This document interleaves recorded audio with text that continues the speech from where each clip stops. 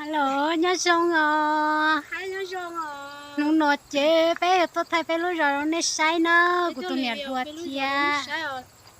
của tôi nhặt đua ha, bé tôi thay đua tí nó, giờ bé tôi thay video tí nó, bé lúc rồi nhớ cho bơ tí nó ngờ, Có sữa tê na, thay được quá. vào nó ngờ xe, ngờ nhớ lúc rồi nó ngờ bơ khó xe đi của, bé lúc rồi ho lúc tí nó nè, lúc nó về bé đôi lò này á bé hoa leo bé thả chứ bé mặc không có thay đua vì thì bé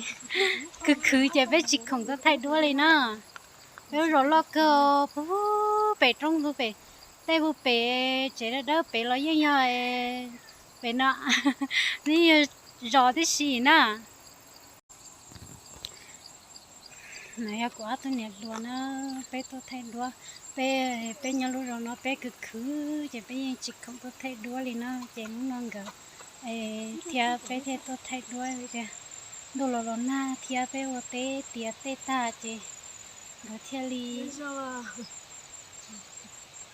tí là nó gờ nó giờ nhau chỉ nhận sai còn lót cổ chỉ cổ trôi xong nãy nhớ rồi nãy bọc khó sữa cơ.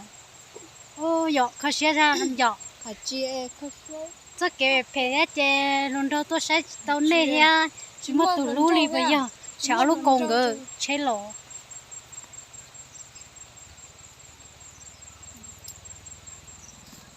con bèo chào Đây hơi cá nè. cá sấu ma chỉ Sắm vừa. sấu vừa lo Có ta lo. nói yêu quá tôi nhiệt luôn à cái Vun thái nè. sấu vừa thiệt anh kia Ờ. chọn xài có xứ nhá rồi lú rồi nó chè khó xe thì tiền nữa dài tiền nên lần từ họ nhặt trâu bé nó chè họ tôi cho bé một họ tạo họ lú rồi nó nung bé thế chỉ khó xe theo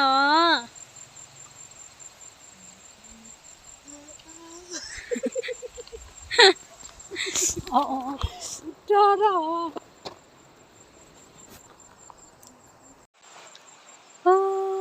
tí tết tí giờ rồi xí nó cho trẻ đâu tí lò bơ tao nó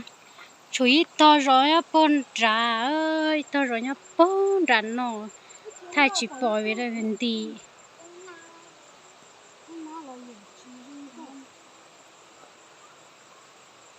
khó xé thì tiền nó lỡ nó trong tên nó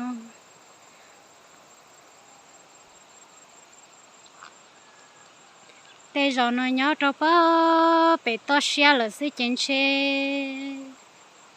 này giờ chỉ muốn lần từ cả tuần nhẹ bé đi lâu giờ